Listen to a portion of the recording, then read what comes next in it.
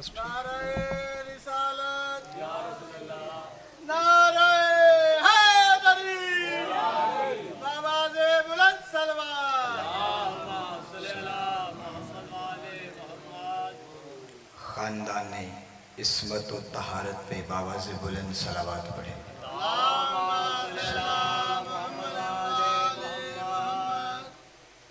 آپ تعداد میں اگرچہ تھوڑے ہیں لیکن یہ ذکر بڑا کثیر ہے، بلند تر صلوات تلاوت فرمائیں۔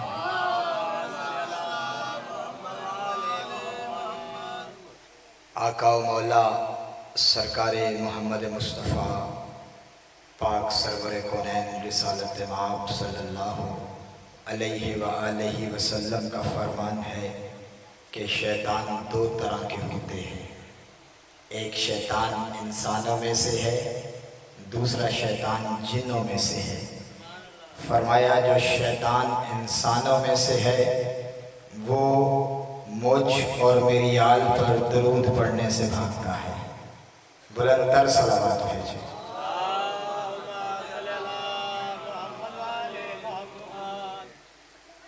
میں مولا حسین بادشاہ کے سب ذاکروں سے چھوٹا ذاکر ہوں لیکن یہ ذکر بڑا بلند ہے، بلند تر صلوات کی تلاوت فرمائیں۔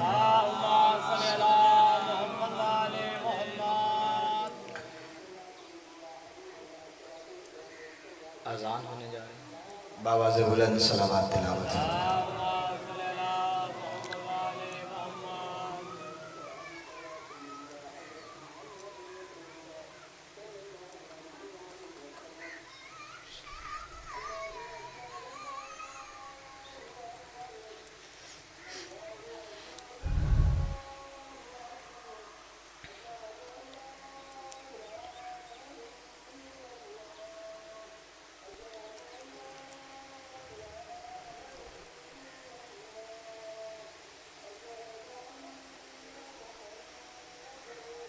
صلی اللہ علیہ وسلم۔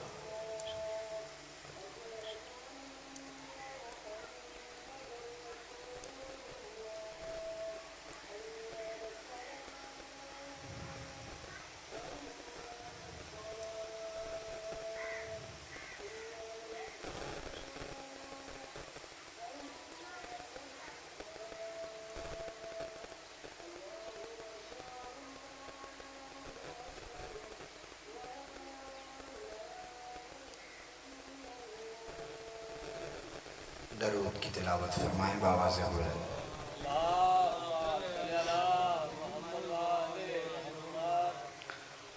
اعوذ باللہ من الشیطان الرجیم، بسم اللہ الرحمن الرحیم، الحمدللہ المعروف من غیر رؤیت والخالق من غیر رویت، الذی لم یزل قائما دائما اذ لا سماء ذات ابراج ولا حجب ذات ارتاج ولا لیل داج ولا بحر ساج ولا جبل ذو فجاج ولا فج ذو اعوجاج ولا ارض ذات مہاد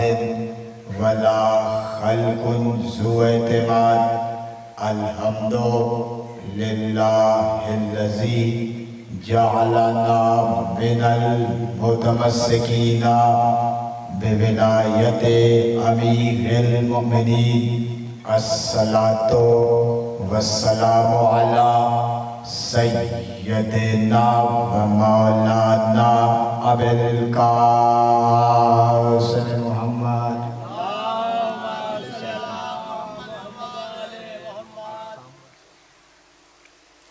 و اہل بیتہ الطیبین الطاہرین المعصومین المظلومین، ولعنت اللہ علی اعدائہم اجمعین من یومنا ھذا इला क़ियाम यौम الدین अम्मा बाद फ़क़ाल अल्लाहु सुब्हानहु व तआला फ़ी महकम किताबिहिल मुबीन व हुवा अस्दक़ुस सादिक़ीन व क़ौलुहुल हक़ बिस्मिल्लाहिर्रहमानिर्रहीम इन्ना अलैना लल हुदा सलावत भेजा।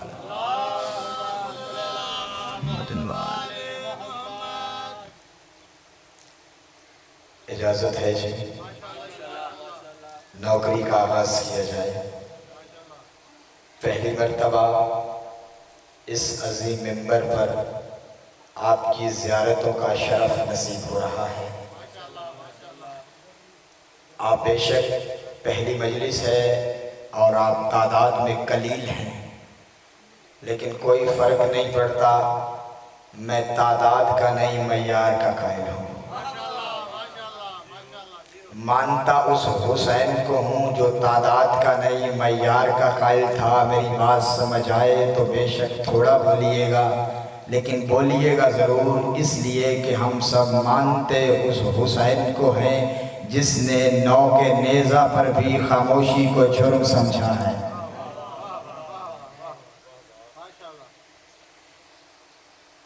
आज पहली मजलिस है और आज हम अपने उन्वान की बुनियादें कायम करेंगे और कल से इंशाअल्लाह उस उन्वान पर मुफस्सल गुफ्तगू होगी। लेकिन अपने मौज़ूए गुफ्तगू से मुत्तसिल होने से पहले मैं कुछ गुज़ारिशात हदिया करना चाहता हूँ। यक्कम मुहर्रम को जो हिलाल तलू हुआ है, हुसैनियत की फ़तह और यज़ीदियत की शिकस्त का पैगाम लेकर, याद रखिएगा इस्लामी साल के पहले महीने की तारीख का तअय्युन चांद के नजर आने से होता है। पहली तारीख के चांद को कहते हैं हिलाल और 14वीं के चांद को कहते हैं बद्र। लेकिन मुहर्रम का हिलाल वो हिलाल है जिसने अपने दामन में कई सूरज छुपा के रखे हैं। हमारी ये मजलिसें, हमारी ये अज़ादारी, हमारे ये इज्तिमाआत, हमारा ये गिरिया, हमारी ये पुरसादारी, ये हमारी पहचान है। मैं अपने मौजू से मुत्तसिल होने तक पहुंचने के लिए रास्ता हमवार कर रहा हूं। जहां जहां तक भी आप हजरात तशरीफ फरमा हैं, इमदाद अली हैदरी के इन कीमती फिक्रों को अपने दिल की तख्तियों पे नक्श कीजिएगा। ये मजलिसें हमारी पहचान है, हमारा तशख्खुस है। हमने किसी भी दौर में माजी के तवील तरीन अदवार से लेकर हाल तक कभी इस मजलिस को अपने हाथ से जाने नहीं दिया। भला ये कैसे मुमकिन है कि हम नवाज़े रसूल का गम न मनाएं? जरा सी तमहीदी गुफ्तगू पर तवज्जो चाहता हूं। ये कैसे मुमकिन है कि हम हुसैन का गम न मनाएं? दुनिया हमारी तारीख उठा के देखें, हमने बनु उमैया और बनु अब्बास के जालिम तरीन अदवार में भी इक़्तिदार की लटकती हुई तलवारों के साए में भी जिक्र हुसैन को बाकी रखा। हमने बनु अब्बास के ज़माने में दीवारों में चुने जाने के बाद भी जब अली के चाहने वालों को दीवारों में चुन दिया जाता था, हमने उस दौर में भी अपने हाथ अपने सीने पे मारे। और ये जुमला खासकर अपने मातमी जवानों के लिए हदिया कर रहा हूं, इसलिए कि जब हम अपना हाथ अपने सीने पे मारते हैं تو اصل میں چوٹ یزید کے سینے میں پڑتی ہے۔ سلامت رہے میرے ماتمی جوانوں، اس ماتم کو کبھی فراموش نہ کرنا۔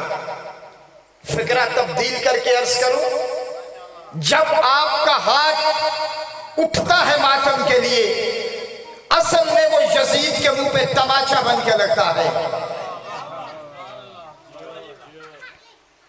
توجہ ہے آپ کی؟ تماچا بن کے لگتا ہے۔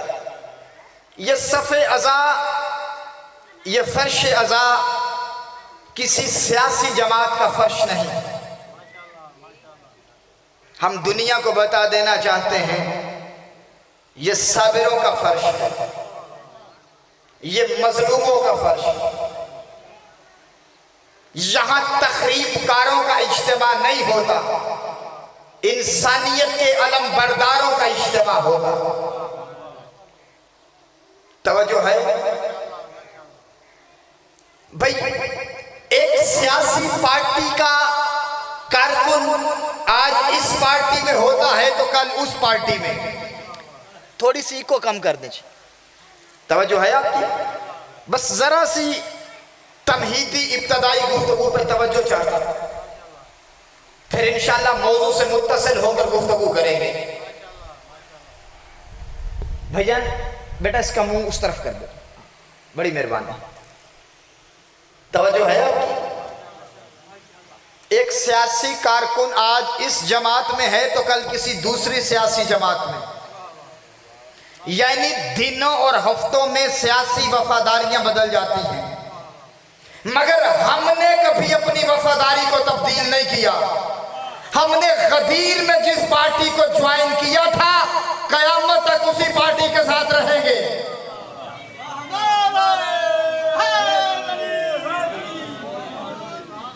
توجہ ہے؟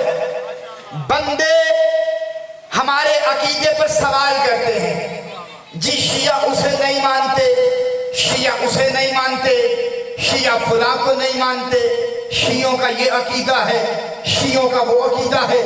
بھائی ہم سے پوچھو ہمارا عقیدہ کیا ہے؟ میں مذہب آل محمد کا سب سے چھوٹا طالب علم خطیب ہونے کے ناطے ایک ہی جملے میں اپنا عقیدہ بتا دیتا ہوں آج پہلی مجلس میں۔ سنو دنیا والو، ہمارا عقیدہ کیا ہے؟ سنو، ہم غدیری ہیں، سقیفائی نہیں ہیں۔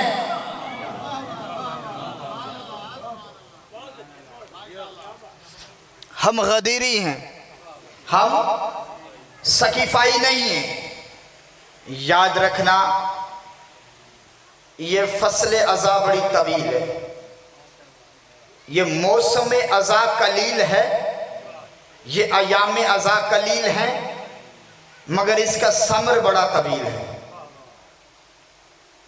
یاد رکھنا اپنی نسلوں کو کربلا سناؤ، کربلا پڑھاؤ، کربلا سوچو، کربلا لکھو۔ میں کیسے عرض کروں اپنے سننے والوں کی خدمت میں، کربلا صرف رونے دھونے کا نام نہیں، صرف رونے تک کا نام کربلا نہیں، میں پوری ذمہ داری سے عرض کر رہا ہوں، کربلا شعور و زندگی کا نام ہے، کربلا آگہی کا نام ہے، کربلا صبر کا نام ہے، کربلا استقامت کا نام ہے، کربلا شجاعت کا نام ہے، کربلا انسان کو جینا سکھاتی ہے اور ظالم کی آنکھوں میں آنکھیں ڈال کے جینا سکھاتی ہے۔ اب تمہیں پتا چلا کہ یزیدیوں کو ذکر حسین سے نفرت کیوں ہے؟ ان کو معلوم ہے کہ یہ عزاداری، یہ کربلا انسان کو ظالم کی آنکھوں میں آنکھیں ڈالنا جینا سکھاتی ہے۔ توجہ ہے آپ کی؟ کربلا سوچو، کربلا پڑھو، کربلا لکھو۔ کبھی آپ نے سوچا ہے، اس کا رخ موڑیے، کبھی آپ نے سوچا ہے مجلس تو امام بارگاہ میں بھی ہو سکتی ہے، لیکن ہم جلوس نکال کے روڈوں پہ نکلتے ہیں، پا پیادہ پا برہنہ لمبے لمبے جلوس یہ گلیوں اور بازاروں اور روڈوں پہ گرمی میں سردی میں کیوں نکلتے ہیں؟ کبھی سوچے اگر آج یہ جلوس نہ ہوتے تو سید سجاد کے سفر کی اہمیت کو کون سمجھتا؟ ہم پوری واقعہ کربلا کو مجسم کر کے ان 10 دنوں میں پیش کرتے ہیں۔ پڑھے لکھے لوگوں سے میرا خطاب ہے، فن مصوری کی ایک اصطلاح ہے کہ 1000 لفظوں سے ایک تصویر بہتر ہے، یعنی 1000 لفظ مل کر جو بات نہ سمجھا سکیں ایک تصویر وہ بات سمجھا دیتی۔ ہم پوری تاریخ کربلا کو 10 دنوں میں مجسم کر دیتے ہیں۔ یہ علم، یہ جلوس، یہ گہوارے، یہ تعزیہ، یہ عماریاں، یہ زلجنا، یہ کیا ہے؟ کربلا سمجھو، حسین کے نصب العین کو سمجھو۔ ہم کربلا تصویر کی صورت مجسم رکھتے ہیں تاکہ نئی نسل کربلا سے آگاہ ہو جائے۔ امام سید سجاد نے اتنے ظلم کیوں برداشت کیے؟ شکوہ نہیں کیا، گلے میں توق، پیروں میں بھیڑیاں، کمر میں لنگر، اتنا طویل سفر، ظلم برداشت کیے مگر صبر کیا۔ فرمایا اپنے وجود پہ تو ظلم برداشت کر لوں گا مگر میرے نانا کی امت بغیر ہدایت کے رہے یہ مجھے گوارا نہیں۔ بس سامعین گرام قدر، اس مرحلہ فکر پر ہم اپنے موضوع گفتگو سے متصل ہو گئے۔ ہادی اور ہدایت ہمارا موضوع گفتگو ہے اور ہمارا پورا عشرہ اسی موضوع پر ہماری گفتگو رہے گی۔ یہ نوٹ کر لیں، عنوان ہے ہمارا ہادی اور ہدایت۔ امام نے اسی لیے قربانیاں دی کہ یہ امت ہدایت پہ آ جائے، بغیر ہدایت کے نہ رہ جائے، ہر منزل پر اتمام حجت کی۔ تو ہادی اور ہدایت ہمارا موضوع گفتگو ہے۔ اب آپ بیدار ہو کے بیٹھیے گا، امداد علی حیدری آپ کے دلوں کی تختی پہ جملے نقش کرنے چاہتا ہے۔ میں نے قرآن مجید کی ایک آیت کی تلاوت کی اپنے عنوان کو پڑھنے کے لیے۔ آیت ہے ہدایت کے متعلق اور اس کا نشان ہے 12۔ توجہ ہے آپ کی جو بول سکتا ہے؟ آپ تعداد میں تھوڑے ہیں لیکن جہاں جہاں تک بھی میری آواز اور پیغام پہنچ رہے بس ہاتھ ضرور اٹھاتے رہیے گا۔ ہادی اور ہدایت ہمارا موضوع ہے اور میں نے اس موضوع کے لیے قرآن کی ایک آیت تلاوت کی۔ آیت ہے ہدایت کے بارے میں، سورہ مبارکہ لیل ہے اور آیت کا نشان ہے 12۔ آیت کا نشان ہے، نمبر ہے 12۔ ارشاد پروردگار عالم ہوا اِنَّا عَلَيْنَا لَلْہُدَى۔ اللہ کہتے ہیں بے شک ہدایت کی ذمہ داری ہماری ہے۔ تو جب ہدایت کی ذمہ داری اس کی ہے تو ہادی بھی اللہ بنائے گا، بندے نہیں بنائیں گے۔ جو بندہ میری تمہیدی گفتگو پہ اب تک خاموش رہا کہ پتہ نہیں ٹھنڈا مولوی کہاں سے آ گیا، ہم نے کراچی والا سمجھ کے بلایا تھا، یہ خوش گفتگو کرنے لگ گیا۔ نہیں میرے بھائی، وہ ابتدائی گفتگو میرے مزاج کا خاصہ ہے، میں اپنے موضوع تک آنا چاہتا تھا لیکن اپنے موضوع پہ آ گیا ہوں تو اپنی خطابت کا پہلا جملہ آپ کے دلوں کی تختی پہ ہدیہ کرنے لگا ہوں۔ جہاں تک میرے مومنین بیٹھے ہوئے ہیں، ہر بندہ امداد علی حیدری کے جملے کو نقش کرنے کے لیے دل کی تختی کو تیار تیار رکھے. اللہ نے کہا بے شک ہدایت کی ذمہ داری ہماری ہے. جب ہدایت کی ذمہ داری اس کی ہے تو ہاتھی بھی بندے نہیں بنائیں گے, ہاتھی بھی اللہ بنائے گا, ہاتھی بھی اللہ بنائے گا. اس کا مطلب ہے کہ کچھ ہاتھی کو ہیں جو اللہ بناتا ہے, کچھ ہاتھی کو ہیں جو بندے بناتے ہیں. پھر بندوں کے بنائے ہوئے ہاتھی کون ہے, اللہ کا بنایا ہوا ہاتھی کون ہے. میں فرق بتانے لگا ہوں کہ کیسے پتا چلے گا کہ اللہ کا بنایا ہوا ہاتھی کون ہے, بندوں کا بنایا ہوا ہاتھی کون ہے. آواز قدرت سنو, میری توحید تم تک پہنچی محمد کے ذریعے, میری رسالت تم تک پہنچی محمد کے ذریعے, ولایت تم تک پہنچی محمد کے ذریعے, قرآن تم تک پہنچا محمد کے ذریعے, شریعت تم تک پہنچی محمد کے ذریعے, نمازیں تم تک پہنچی محمد کے ذریعے, دین تم تک پہنچا محمد کے ذریعے, سجدے تم تک پہنچے محمد کے ذریعے, احکام تم تک پہنچے محمد کے ذریعے, حج تم تک پہنچا محمد کے ذریعے, روزے تم تک پہنچے محمد کے ذریعے. تو پھر فیصلہ بھی محمد کے ذریعے کریں گے. جو محمد کے قدموں میں بیٹھے وہ بندوں کا بنایا ہوا, جو محمد کے کندھوں میں بیٹھے وہ اللہ کا بنایا ہوا.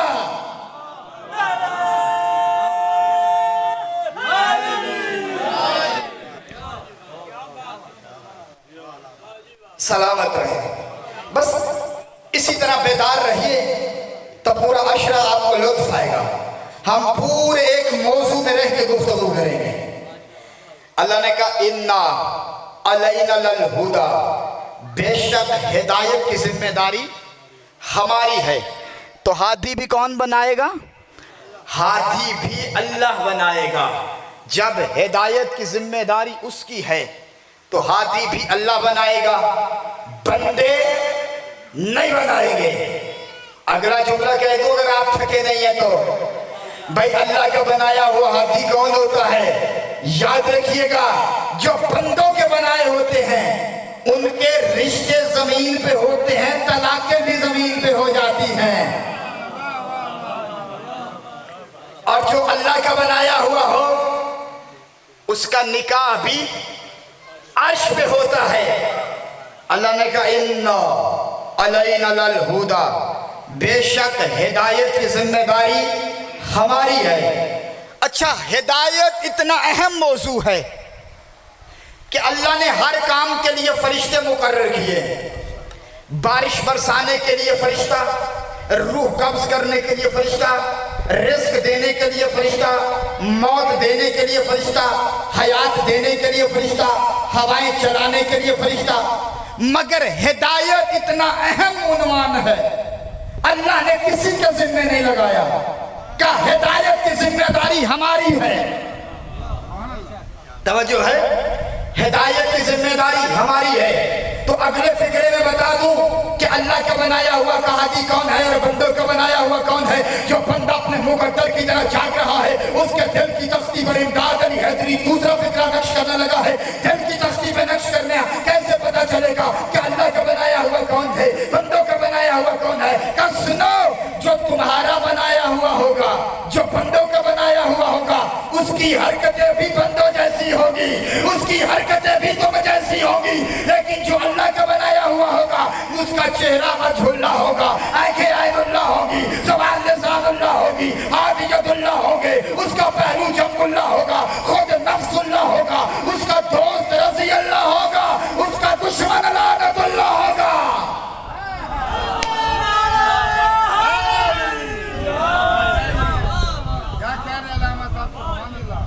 توجہ ہے, بندوں نے اپنے آپ میں اور حجت خدا میں فرق نہیں سمجھا.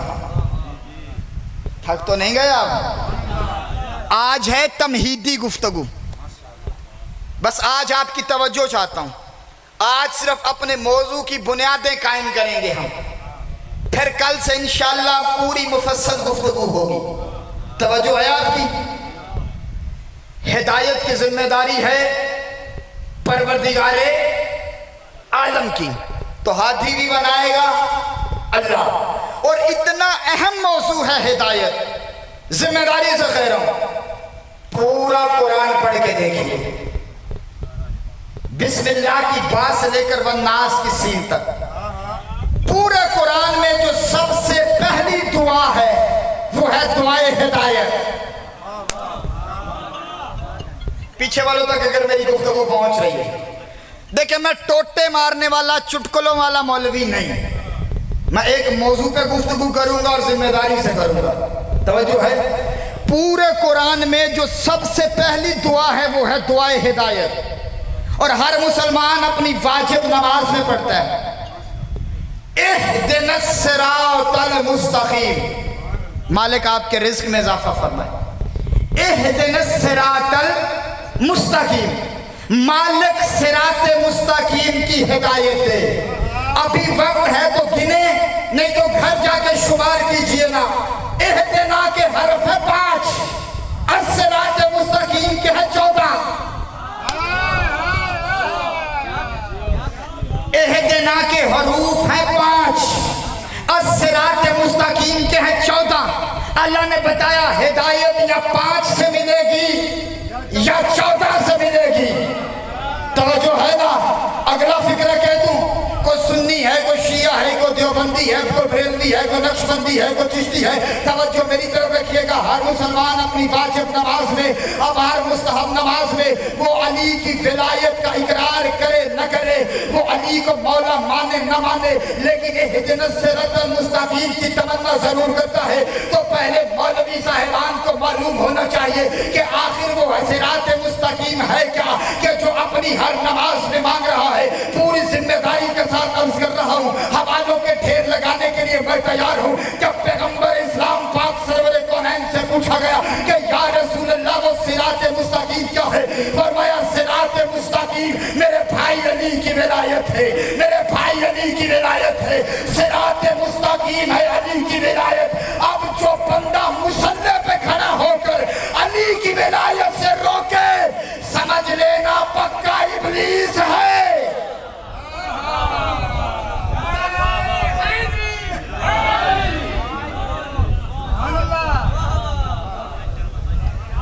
جاگ رہے ہیں؟ توجہ ہے. کیوں؟ ذمہ داری سے جملہ کہا ہے میں نے. جب اللہ نے شیطان کو نکالا تھا، نکل جا میری بارگاہ سے، تو اس نے کیا کہا تھا؟ مالک تیری عزت کی قسم ہے، میں تیری صراط مستقیم پر بیٹھوں گا اور سب کو گمراہ کروں گا سوائے تیرے مخلص بندوں کے. کہاں سے گمراہ کروں گا؟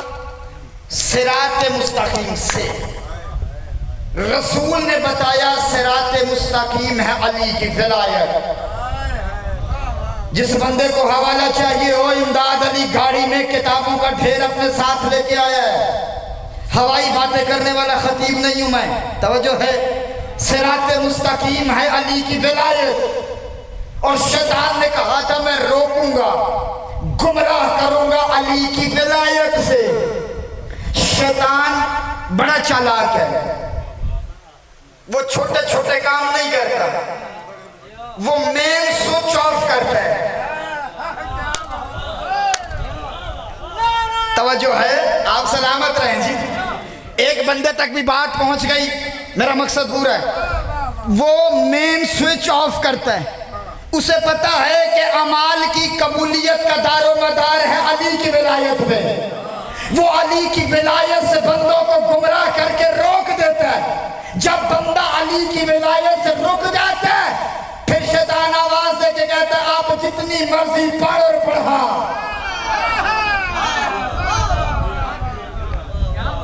توجہ ہے نا آپ کی.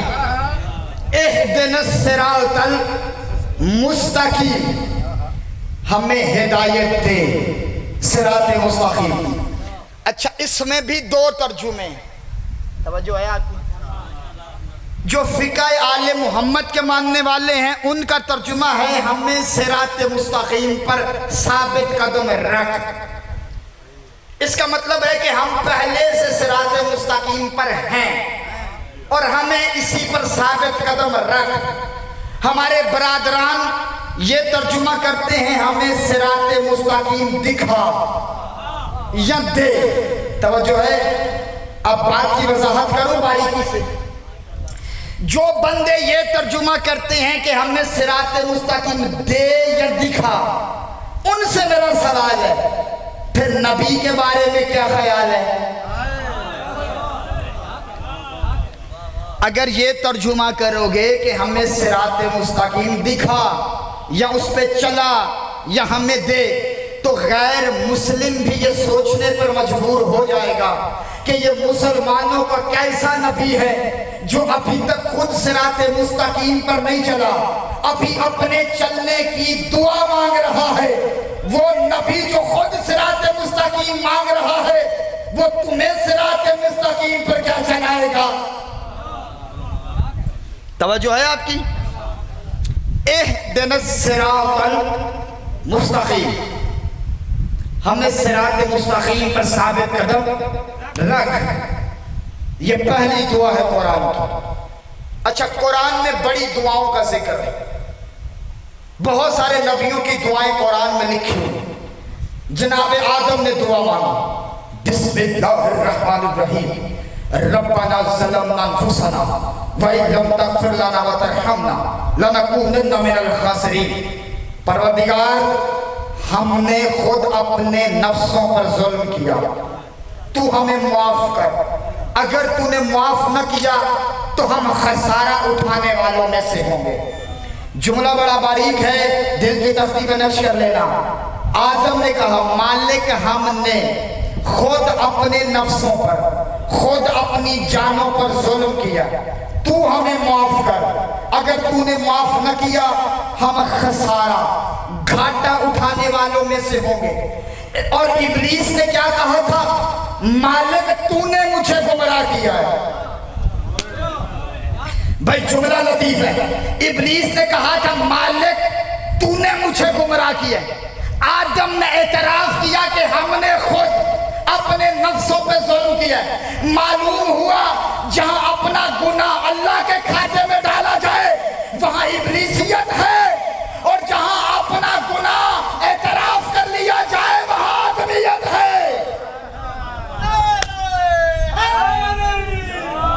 بسم اللہ، توجہ ہے آپ کی؟ یعنی جہاں اپنا گناہ اللہ کے کھاتے میں ڈال دیا جائے وہاں ابلیسیت ہے، اور جہاں اعتراف کر لیا جائے وہاں آدمیت ہے۔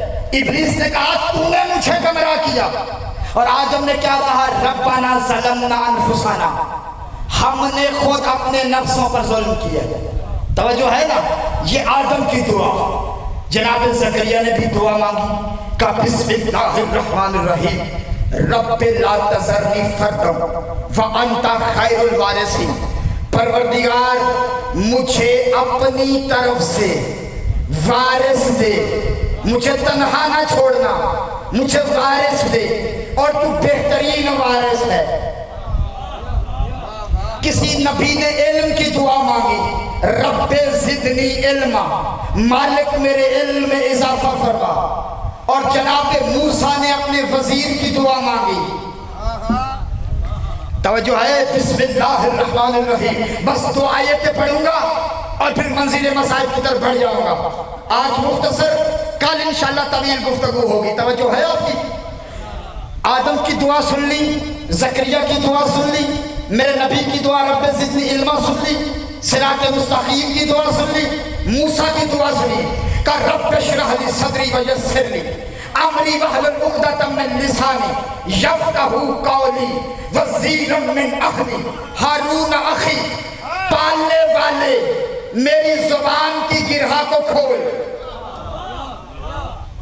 تاکہ یہ لوگ میری بات سمجھیں، میری لکنت کو ختم کر تاکہ یہ لوگ میری بات سمجھیں، میرے سینے کو کشادہ کر۔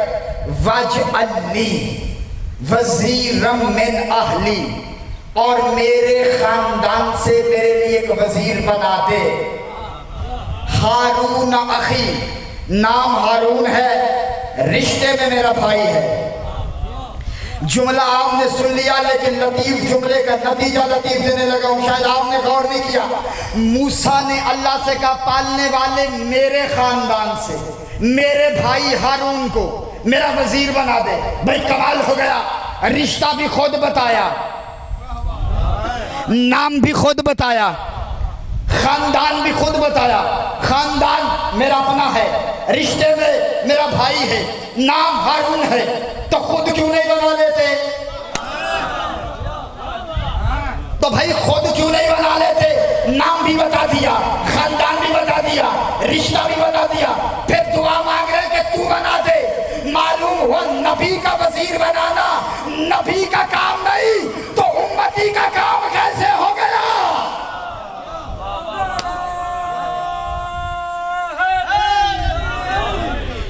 نبی کو اختیار نہیں کہ وہ اپنا وزیر خود بنائے. رشتہ بتایا، نام بتایا، خاندان بتایا، لیکن اللہ سے سفارش کی، دعا کی مالک تو بنا دے وزیر من اہلی ہارون اخی، نام ہارون ہے، میرا بھائی ہے، میرے خاندان سے. اچھا موسیٰ کی دعا آپ نے سن لی، اب ذرا میرے مصطفیٰ کی دعا سنیں. کیا فرق ہے مصطفیٰ کی دعا میں اور موسیٰ کی دعا میں؟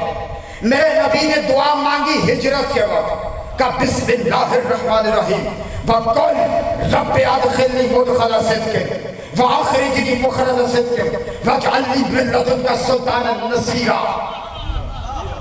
پروردگار مجھے سچائی کے ساتھ مکے سے باہر نکالا اور مجھے سچائی کے ساتھ مدینے میں داخل کر. وَاجْعَلْ لِي، توجہ رکھیے گا، مِن لَّدُنكَ سُلْطَانًا نَصِيرًا، اور اپنی طرف سے میرے لیے ایک طاقتور مددگار دے. بھئی موسیٰ کی دعا میں اور محمد کی دعا میں فرق نظر آیا.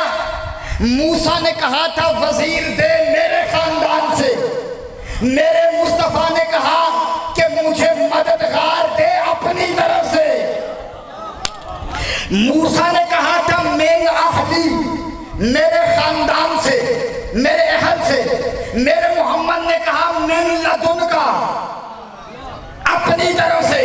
موسیٰ نے کہا تھا میرے بھائی ہارون کو بنا دے، لیکن میرے نبی نے یہ نہیں کہا کہ وَاجْعَلْ لِي مِن لَّدُنكَ سُلْطَانًا نَصِيرًا، اپنی طرف سے دے طاقتور مددگار. موسیٰ نے وزیر مانگا اپنے خاندان سے، میرے محمد نے نصیر مانگا اللہ کی طرف سے. تو جملہ دے دوں، جب اللہ سے مانگا ہے تو پھر اللہ کے گھر میں آئے گا، دیوار کعبہ پہ نظر رکھنا.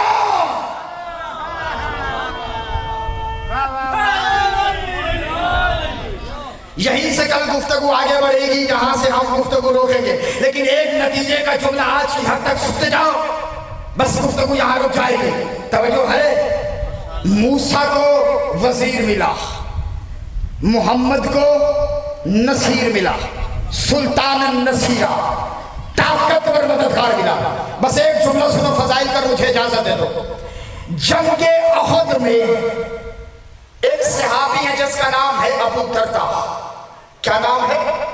ابو دردہ. ذمہ داری سے روایت پڑھ رہا. ابو دردہ کی تلوار ٹوٹ گئی. ذمہ داری سے عرض کر رہا ہوں، میں روایت بہت کم پڑھنے کا عادی ہوں، لیکن آج کی حد تک سنتے چلے جاؤ. ابو دردہ ان کا نام ہے، ان کی تلوار ٹوٹ گئی. پیغمبر کی خدمت میں آئے، یا رسول اللہ میری تلوار ٹوٹ گئی. پیغمبر نے ایک کھجور کی سوکھی ٹہنی اٹھائی اور اس کے ہاتھ میں دے دی. وہ اس صحابی کے ہاتھ میں جا کے تلوار بن گئی اور اس سے جنگ کرنے لگے. اب جملہ کہہ دوں، یہ کھجور کی سوکھی ٹہنی کا کمال نہیں تھا، یہ تو دست مصطفیٰ کا کمال تھا. جو علم سننے آئے ہو توجہ ہے نا، یہ دست مصطفیٰ کا کمال تھا، یہ عطائے محمد کا کمال تھا. وہ تلوار بن گئی اور وہ جنگ کرنے لگے. ابھی تھوڑی دیر گزری تھی، مجھے نہیں پتا کون بندہ مقدر کی طرح جا کے سن رہا ہے اور گھر سے سوچ کے آیا ہے کہ مولوی جتنا مرضی زور لگائے میں نے نہیں بولنا. جو بندہ مجلس میں بولنے کا عادی نہیں، اس کی خاموشی توڑنے کے لیے میں جملہ مکمل کرنے لگا ہوں. تھوڑی دیر گزری تھی کہ علی بھی آئے. علی کی تلوار بھی ٹوٹ گئی. احد کا واقعہ ہے، علی کی تلوار بھی ٹوٹ گئی. یا رسول اللہ میری تلوار ٹوٹ گئی. محمد خاموش ہے. وہی نبی جس نے تھوڑی دیر پہلے ایک کھجور کی سوکھی ٹہنی اٹھا کے صحابی رسول ابو دردہ کو دی تھی، وہ نبی علی کی باری خاموش ہے. یا رسول اللہ علی کی باری خاموش کیوں ہے؟ جملہ پوری تقریر سے زیادہ وزنی ہے. مجھے نہیں پتا کون بندہ دل کی تختی پہ نقش کرے گا، کون جملے کو ضائع کرے گا. وہی نبی جس نے صحابی کو کھجور کی ٹہنی دی تھی وہی نبی علی کی باری میں خاموش ہے. علی نے پھر کہا یا رسول اللہ میری تلوار ٹوٹ گئی. نبی خاموش ہے. میں پوچھنا لوں یا رسول اللہ علی کی تلوار ٹوٹ گئی آپ خاموش کیوں ہے؟ علی کو بھی ایک ٹہنی اٹھا کے دے دے. پیغمبر کا جواب یہی آئے گا کہ اگر مددگار وہاں سے آیا ہے تو اسلحہ بھی وہاں سے آئے گا.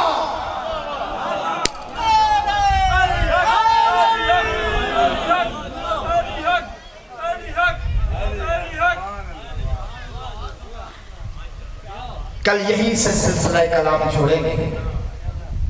اللہ نے آل محمد کو جتنی عزت عطا فرمائی تھی اس سے کہیں زیادہ امت نے دکھ دیے ہیں. معصوم فرماتے ہیں اللہ نے ہماری ولایت اور مودت قرآن میں واجب کی ہے. اس کے باوجود ہم پہ اتنے ظلم کیے گئے. اگر ہماری نفرت کا بھی حکم ہوتا تو شاید اتنے ظلم نہ ہوتے. اجرکم اللہ. معاف کیجئے گا آج میں زیادہ طویل نہیں پڑھ سکوں گا چونکہ مجلس تاخیر سے شروع ہوئی. آپ مومنین بھی تاخیر سے آئے لیکن کل سے کوشش کیجئے گا کہ بر وقت آئیں اس عبادت میں. اس لیے کہ آپ تو آنے میں دیر کر دیتے ہیں نا. دو بیویاں اسی وقت سے آ کے بیٹھ جاتی ہیں جب صف اذاں بچھ جاتی ہیں. وہ انتظار کرتی ہیں کب حسین کو رونے والے آئیں گے, کب ہمیں غصہ دیں گے. اور وہ نوکر اچھے نہیں ہوتے جو مالکوں کو زیادہ انتظار کروائیں گے. کوشش کیا کرو بر وقت آ کے غصہ دیا کرو.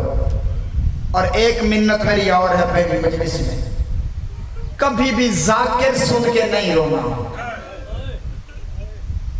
ہم تو ذاکر سن کے روتے ہیں. جس ذاکر کی آواز میں زیادہ درد ہوتا ہے, جس ذاکر کی آواز میں زیادہ سوز ہوتا ہے, ہم زیادہ روتے ہیں. کبھی بھی یہ سمجھ کے نہ رونا کہ پڑھنے والا کون ہے. ہم تو ذاکر سن کے روتے ہیں نا. مجھے عزت حسین کی قسم ہے میرے سر پہ قرآن رکھو.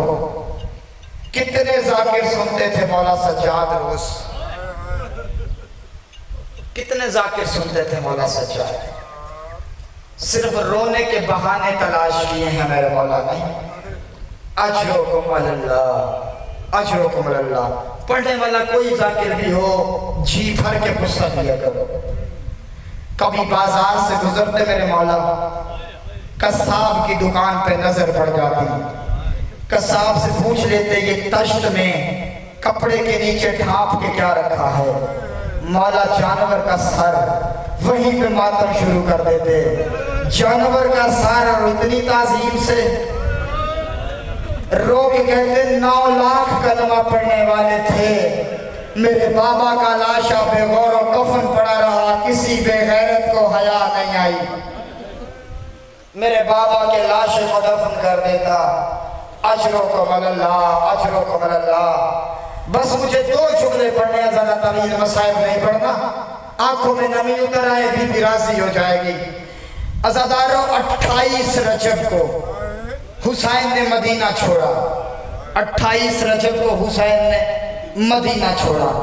آدھی رات کا وقت تھا جب سیدانیاں سوار ہوئی محملوں پر. آدھی رات کے وقت میرے نبی کا ایک صحابی ہے جس کا نام ہے عروہ غفاری.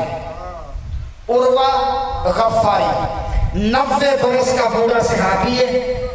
90 برس عمر ہے. ضعیفی کا یہ عالم ہے کہ آنکھوں سے نابینا ہے, کانوں سے بہرا ہے. بجلی کی چمک اور بادل کے گرجنے کی آواز بھی سے سنائی نہیں دیتی. یہ بیمار اپنے بستر پہ لیٹا ہوا تھا. آدھی رات کو تڑپ کے اٹھا. جو ہائے کرنے آیا ہے بیوی اس کی ہائے قبول کرے. جملے کی نزاکت سمجھیے گا. آدھی رات کو یہ صحابی اپنے بستر سے تڑپ کے اٹھا. اپنی زوجہ سے کہتا ہے مجھ بد نصیب کو تو بجلی کی چمک اور بادل کے گرجنے کی آواز بھی سنائی نہیں دیتی. پھر یہ کون عورتیں رو رہی ہیں جن کے رونے میرے کانوں میں آ رہی ہے۔ اس کی زوجہ تڑپ کے کہتے تمہیں معلوم نہیں یہ محمد کی نواسیاں رو رہی ہیں، محمد کی نواسیاں آج کی رات مدینہ چھوڑ رہی ہیں۔ یہ بیمار صحابی کہتا مجھے سہارا دو۔ اس کی زوجہ نے سہارا دے کے اٹھایا، یہ عصا کا سہارا لے کر باہر گلی میں آیا، پورا جسم تھر تھر کانپ رہا ہے نکاہت سے، آنکھوں سے نابینا ہے، کانوں سے بہرا ہے۔ جیسے ہی گلی میں آیا اس امام کی نظر پڑی جسے حسین بھی غیرت اللہ کہتے تھے، جو ہائے کر سکتا ہے، جو ہائے کر سکتا ہے، سید سجاد جسے حسین جیسا امام بھی غیرت اللہ کہہ کے پکارتا تھا۔ غیرت اللہ کی نظر پڑی، ایک مرتبہ سجاد عروہ غفاری کے قریب آئے، سجاد نے جلال میں آ کے کہا عروہ غفاری کیا تم نے میرے چچا غازی کا اعلان نہیں سنا کہ آج کی رات کوئی پرندہ بھی اپنا آشیانہ نہ چھوڑے، بطول زادیاں گھروں سے باہر نکل رہی ہے۔ ایک مرتبہ سجاد کے بدلے ہوئے تیور دیکھے حسین نے، حسین اپنے بیٹے کے قریب آئے، سید سجاد کے شانے پہ ہاتھ رکھا، کہا میرا سجاد بیٹا کیا ہوا؟ کہا بابا یہ آپ کے نانا کا صحابی مجھے بڑا اچھا لگتا ہے، لیکن بابا یہ باہر آ گیا ہے گلی میں، اس کو پتا بھی ہے کہ بطول زادیاں گھروں سے نکل رہی ہے، پھر بھی یہ آج کی رات گھر سے باہر آیا کیوں؟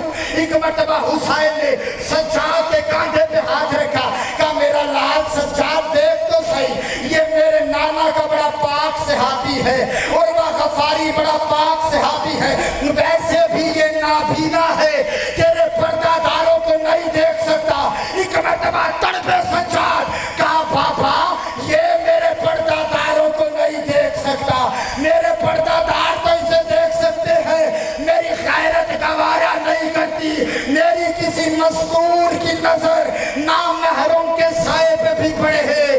ایک مرتبہ میں کہوں گا مولا سجا اپنا شہر مدینہ ہے، نانا کا صحابی ہے، کہاں نانا کا صحابی، کہاں اپنا شہر مدینہ، آپ کی غیرت برداشت نہیں کرتی۔